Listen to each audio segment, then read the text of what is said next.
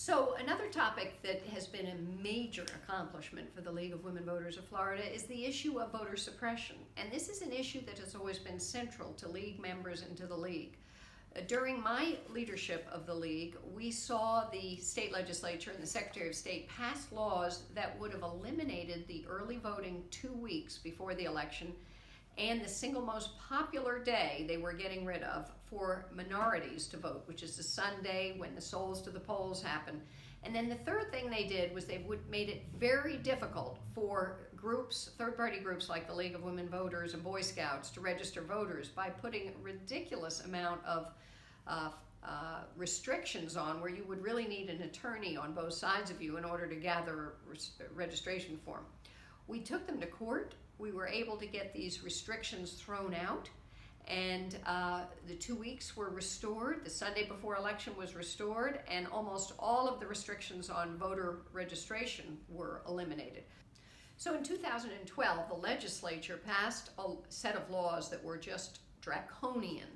And in particular, they put a whole bunch of very frightening regulations on groups like ours who had a long history for the League of Women Voters in Florida, 72 years of registering voters. And what they basically did was have you sign forms that talked in many places about felony crimes and 3 years in jail and $25,000 in fines that were very frightening to people. And this, of course, would have also applied to high school civics teachers, social studies teachers who tried to get students registered.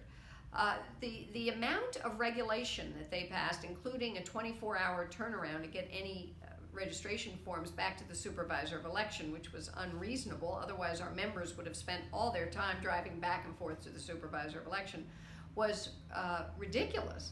The board voted unanimously to oppose this, and we instituted a moratorium for as long as the laws were in effect. And when I say moratorium, I mean our single most popular volunteer job, which was registering voters, would no longer be done because we would not be registering voters in the state of Florida while these laws were in effect. So another memory I have is when the Secretary of State announced a voter purge using the Homeland Security file, which had never been used for this purpose, and we went on the attack again. This was very close to an election, and we sent out a press release all across the state and did a statewide press conference, and we said that the Secretary of State, his idea to use this file for voter purges was a little like taking a chihuahua on a hunting trip.